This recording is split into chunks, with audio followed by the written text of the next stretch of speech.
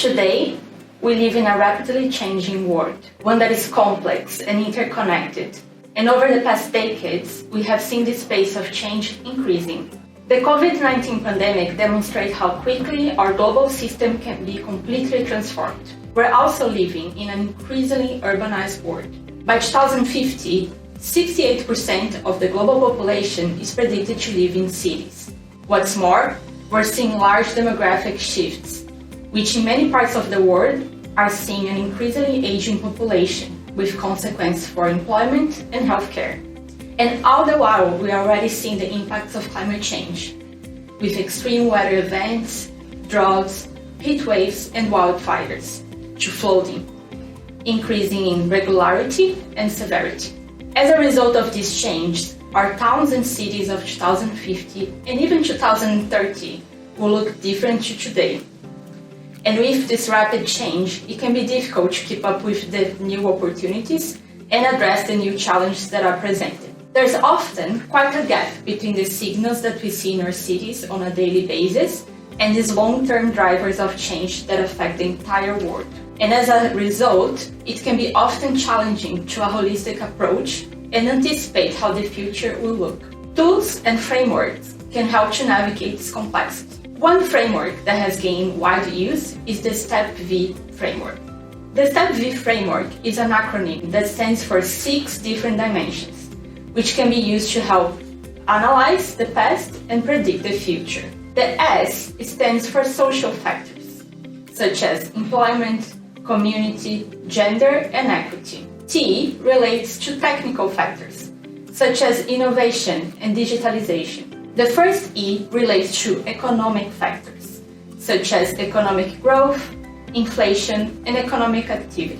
The second E relates to environmental factors, such as pollution and carbon footprint. P refers to political, such as regulation and legislation, policy goals. Finally, V relates to values, such as mindsets, cultures, and movements. Applying the framework to a driver of change can help to understand many diverse dimensions.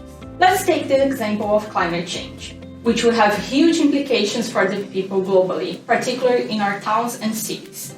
For example, cities globally are responsible for 70% of greenhouse gas emissions. And by 2050, climate change could displace over 200 million people globally within their own countries. Viewing climate change through the STEP-V framework can help to explore diverse considerations of this global change and help us to predict the impacts and changes into the future.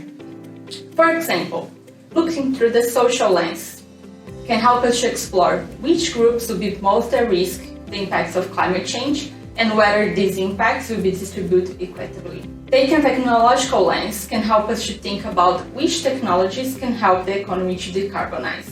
This can also link to economic factors, such as understanding which business will win and which might lose from the low-carbon transition. In environmental factors, it's important to explore how at risk a municipality might be to impacts of climate change, for example, to sea level rise or droughts. From the political lens of the framework, we can explore which targets are needed to achieve net zero carbon, but also which types of institutions will help to govern the transition and manage the inevitable trade-offs. Finally, which values might influence this change, and how might this vary across generations, like as seen with the growing Youth Climate March movement. Taken together, while the various factors uncovered by the STEP-V framework might not be equal to one another, they can help us to appreciate and work with the diverse impacts of the drivers of change. This can help us to group and analyze key trends, to predict how this may change into the future, and importantly, help us to understand how to most effectively manage this change.